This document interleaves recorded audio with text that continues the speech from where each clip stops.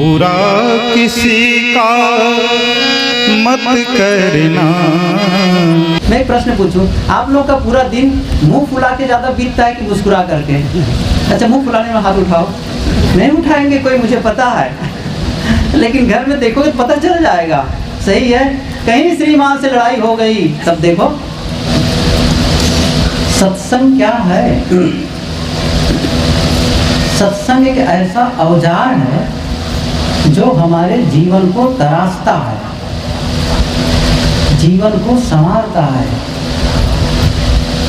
जैसे आपके पास में, आपके घर में एक पत्थर हो, संगमरमर का हो या लाल पत्थर हो, मजबूत पत्थर हो, और आप ये चाहते हैं कि इस पत्थर से मूर्ति निर्मित हो, और किसी कलाकार को आप बुलाते हैं और कहते हैं इसमें आप मूर्ति बना दो, तो क्या करता है वो? कभी आपने देखा है किसी पत्थर को मूर्ति के रूप में विकसित करते हुए? किसी कलाकार को, शिल्पकार को औजार लेकर आता है, छीनी हथौड़ी लेकर आता है, रगड़ने वाला ग्राइंडर लेकर के आता है, और वो खुट करते रहता है। एक चीज मैं बताऊं इस बीच, मूर्ति वो बनाता नहीं है। जो कांटों में रह कर के भी मुस्कुराता है और खिलता है, दूसरों को भी खिला देता है। इसीलिए कहा है कि तू गुलाब होकर महक तुझे जमाना जाने। कितने लोग होते हैं जो अपने जीवन कुड़ कुड़ करके जीते रहते हैं, जीने का तरीका उनके पास नहीं होता, इसलिए लोग परेशान होते हैं। आप लोग संतों की संगत करते हैं, उनकी सेवा करते हैं, और संत क्या देते हैं मनुष्य को? सच्चा सच्चा उपदेश देते हैं, भली भली सीख देते हैं, समता और सुमति से रहने की कला सिखा देते हैं, सच्चा मार्ग दिखा देते हैं, आत्मज्ञान आत्मबोध प्रदान कर देते हैं, और कुमति को हरण करके सद्बुद्धि और सुमति में जीने का तरीका सिखा देते हैं। दुनिया के लोग तो कहते हैं कि संत कुछ देते नहीं हैं, लेकिन संत तो प्राय हमेशा देते ही रहते हैं। इसीलिए कहा है कि संतों के पास जाकर के हम एक घड़ी ही बैठ जाएं। संगत, सदगुरु कबीर ने कहा कि सत्संग की आधी घड़ी, सुमिरन वर्ष 50, और बरखा बरसे एक घड़ी, और रण फिरे 12 मास। अगर एक घड़ी भी आप दिल से संतों के पास बैठ गए, उनकी संगत कर रहे हैं, तो आपका जीवन अच्छा बनेगा, सुखमय होगा, और आपके जीवन का कल्याण का मार्ग आपको मिल जाएगा। इसलिए संतों के पास बैठ करके निरंतर साधना करें, स्वाध्याय करें, उनका बताया हुआ जो ज्ञान है उसको निरंतर स्मरण करें, उनका दिया हुआ जो मंत्र है उसको गुनगुनाते रहें, काम करते रहो, नाम जपते रहो। वक्त जीवन का यूं ही निकल जाएगा, और दर लगन शक्ति सद्गुरु से लग जाएगी तो पूरे जीवन का नक्शा बदल जाएगा। इसलिए जो है आप निरंतर इस सद्मार्ग पर चलते रहें, संतों की उपासना, संतों की सेवा, संतों के प्रति श्रद्धा, संतों के पास के प्रति सच्चा विश्वास निरंतर आप सबका प्रगाढ़ रहे, और आप निरंतर आगे बढ़ते रहें। इन्हीं शुभकामनाओं के साथ मैं अपनी बात को पूरी करता हूँ। बोलो सद्गुरुदेव की जय।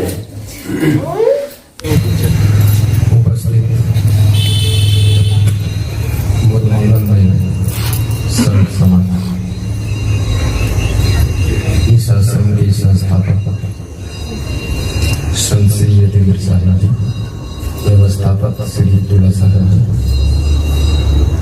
विभिन्न कार्यकर्ता भक्तगण, सत्संग की ऋषि श्रोता बंधु और माताओं, आज बड़ी प्रसन्नता की बात है। सबसे पहले मैं 4 बजे मुझे आना था, लेट आया है, फिर भी आपने कोई दंडक नहीं दिया है, माला पहनाया, बड़ी क्षमावान है।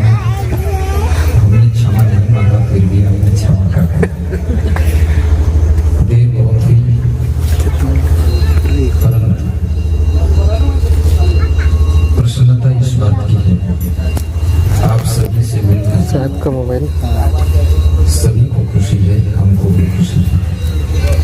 बहुत से भक्त टीवी में मुझे देखते थे, बहुत से श्रद्धालु मोबाइल के यूट्यूब में सुनते थे। कब कहाँ कैसे किसका मिलन होता है, एक बृहद संयोग होता है और कोई उसका माध्यम होता है। नागपुर में इस माध्यम का कार्य श्री रमेश वानोरे साहब ने किया, जिन्होंने कम से कम 50 बार फोन लगाकर और बड़ी जिद्दोजहद करके अपना प्रोग्राम से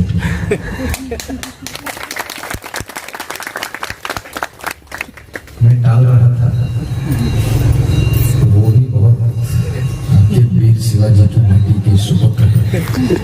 हमें ये करना पड़ा, वो नहीं टले। उनको हम धन्यवाद देते हैं कि सबसे बढ़िया का जो योगदान है ये उनका है। इस आश्रम पर जो आपसे हमारी भेंट हुई, इसमें श्री यतीन्द्र साहब जी का भारी योगदान है।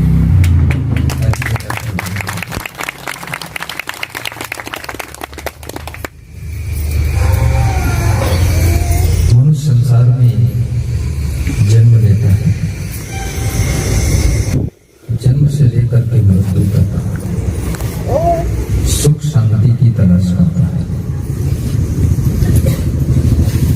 कुछ अच्छा कार्य करता है, कुछ बुरा कार्य करता है, लेकिन जो भी करता है वो सुख के लिए करता है। जिसको जैसी अंदाज होती है इस तरह से सुख मिल सकता है, उस तरह से वो कर देता है।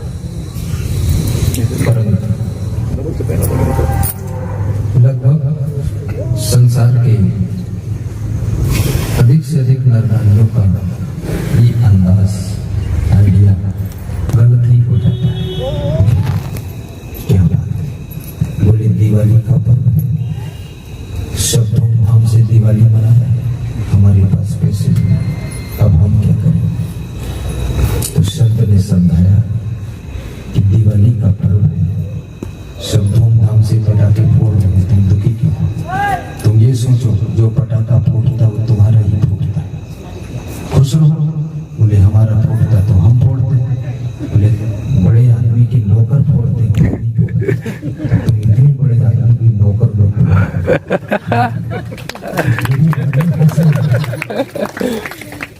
देखिए समझ और ज्ञान ये आपको जैसी कंडीशन पोजीशन सिचुएशन में तुम हो, उसी कंडीशन में आपको सुखी कर देता है।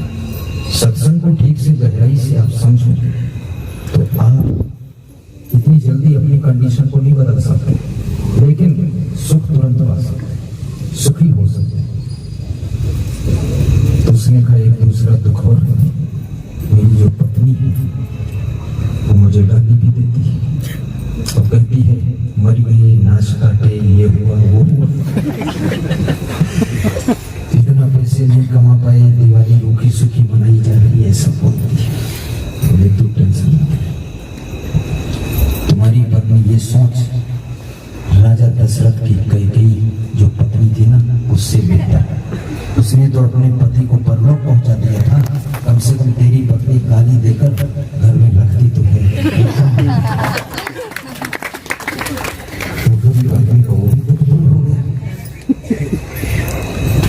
महात्मा ने और कोई प्रॉब्लम? महात्मा उसी का नाम है, अपने महान विचारों से आपके दुखों को चुटकी बजाकर दूर कर देता है, वो महात्मा होता है।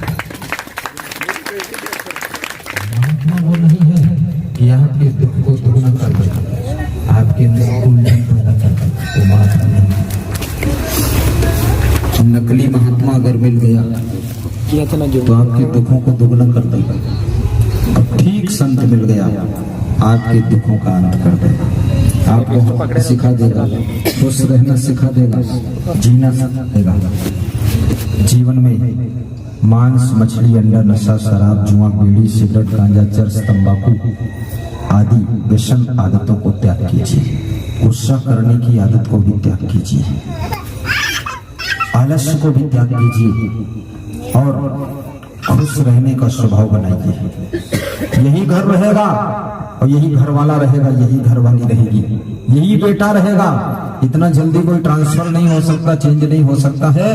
इन्हीं के बीच में ऐसे हंस करके जीना सीखो जैसे कांटों की गोद में गुलाब का फूल हंसकर मुस्कुरा करके जीना सीखता है, ऐसे तुम भी जीना सीखो। बंद करो, साहिब बंद किया। आधा घंटा हो गया प्रवचन करते करते, थोड़ा सा। बिमला देवी बुलवाना चाहते पर आपको लेट हो रहा है। बिमला देवी, शिक्षा से आपका जीवन बदले या नहीं बदले, आपका मन बदले या नहीं बदले, अपने जीवन के मालिक आप। मगर एक काम जरूर सुन लो, जाते समय यहाँ रहते समय किसी के जूते चप्पल मत बदल लेना। इसमें भी काफी बनाई, अपने जूते धरे रहते हैं और दूसरे की चप्पल पहन के चले गए। जिसकी चप्पल थी वो आया और देखा चप्पल है ही नहीं, वो यहाँ से निकल गया आगे, पीछे उसकी चप्पल वही आगे पहुंच गई। तो कहने का मतलब ये है, कहीं भी गंदगी मिले, लैट्रिन बाथरूम में पानी ठीक छोड़िए। और एक खास बात और भी ले लो साथों हाथ, ये माताएं जहाँ भी ऊपर या नीचे, आप सभी का ज्यादा अभ्यास है साफ सफाई का। भोजन पाने के बाद झाड़ू लगाना, पानी देना, एक दूसरे मिलकर ये काम करना। और इसके जिम्मेदार व्यक्ति कोई महात्मा या भक्त, पत्थर देना, उठवाना, पत्थर उठवाना भी और उनके सामने रखवाना। इसमें कोई साधु या भक्त खड़ा होकर के अपना योगदान दे, अपना नाम बताए, तो उसकी बहुत बड़ी विशेषता होगी।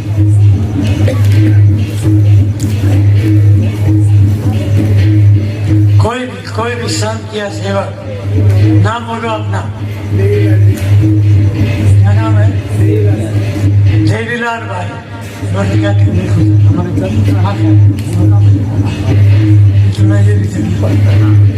देवीलाल भाई, बहुत ठीक।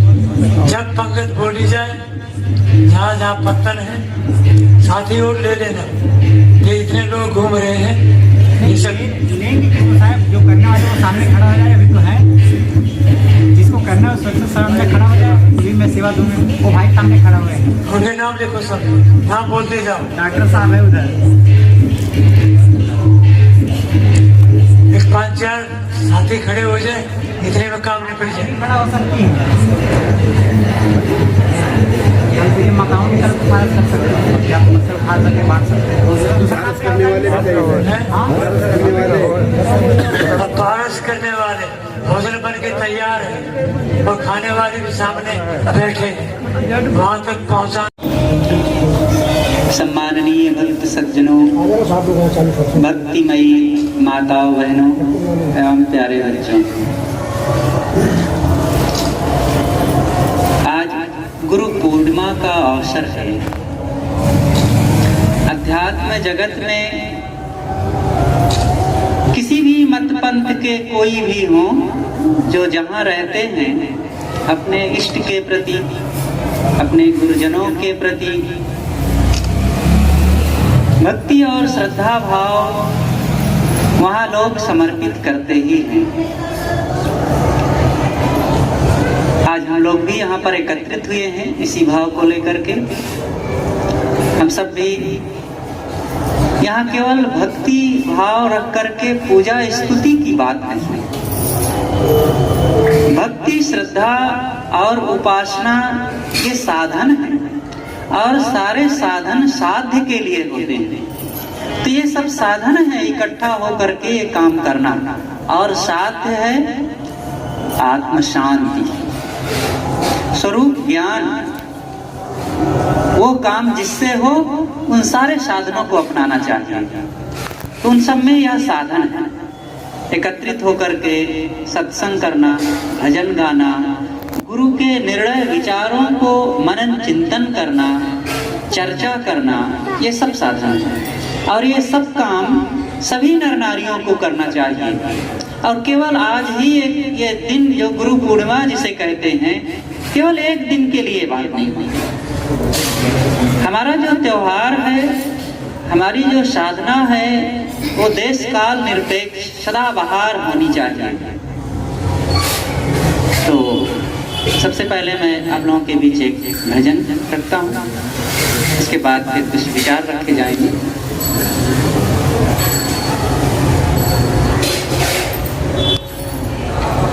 गुरुवर बीच भंवर में समय लगता है, लेकिन ईमानदारी से कोई क्षमता रहे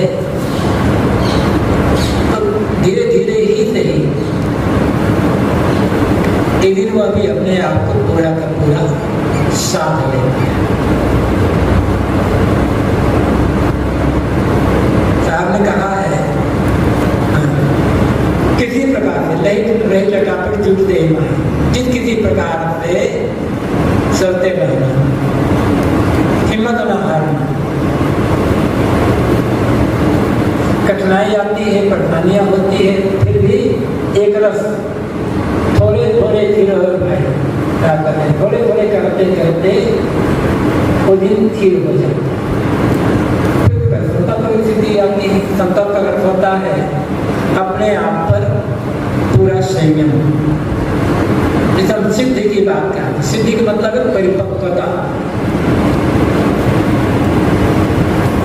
एक तो संत हम कह देते हैं, लेकिन बोलचाल भाषा में संत आदर के लिए कहते हैं, सम्मान के लिए कहते हैं, तो ये अलग चीज है।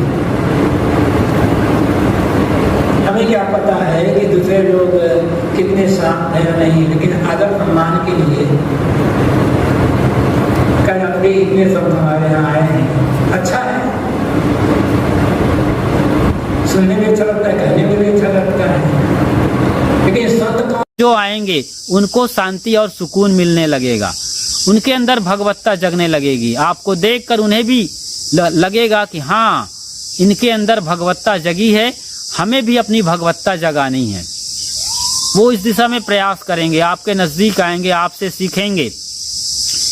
तो ये बहुत छोटी सी घटना है, बहुत साधारण सी घटना है, लेकिन आप सजगता के साथ, होश के साथ करते हैं। तो आज हमने देखा कि आपका ध्यान क्या है, आप ध्यान को क्या समझते रहे हैं और रियल में ध्यान क्या है, और ध्यान की गहराई में आप कैसे प्रवेश करेंगे। तो स्टेप बाय स्टेप हमने समझा है, और सबसे बड़ी बात समझ में आई है वो ये कि आपको 24 घंटे अवेयर रहना है।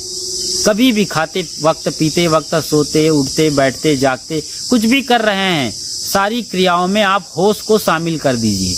अभी तक बेहोशी में सब कुछ हो रहा था, आप एक नजर रखिए साक्षी का, तटस्थ भाव का, तो काम भी बढ़िया होगा, क्वालिटी वाला होगा, और बढ़िया उसका परिणाम भी आएगा। प्लस आपका मन एकदम फ्री रहेगा, हमेशा हमेशा हल्के फुल्के रहेंगे, मस्त मिजाज के रहेंगे।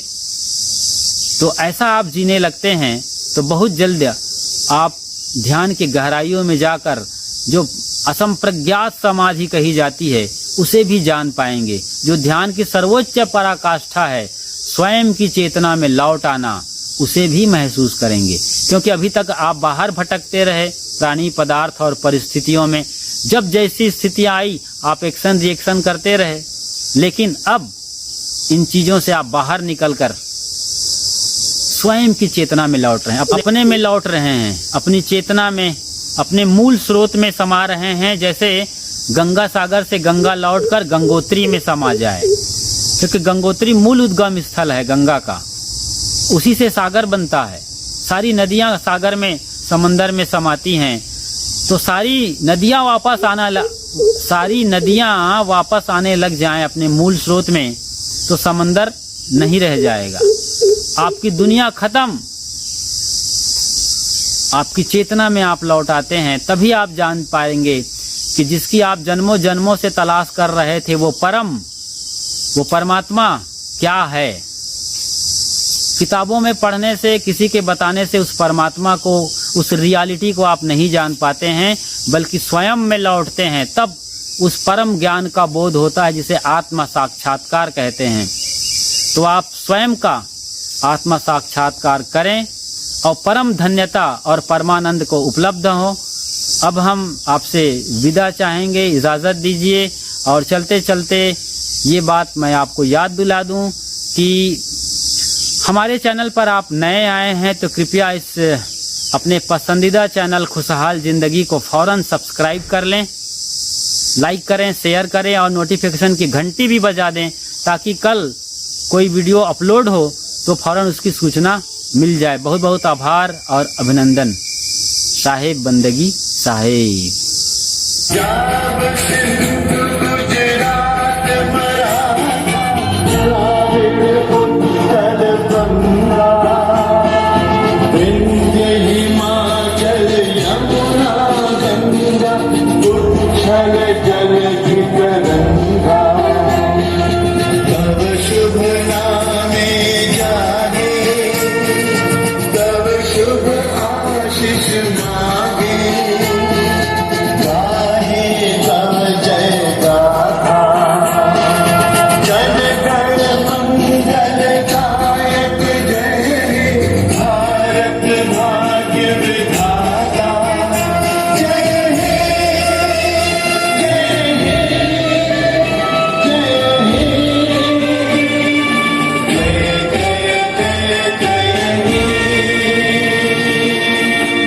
भारत माता की।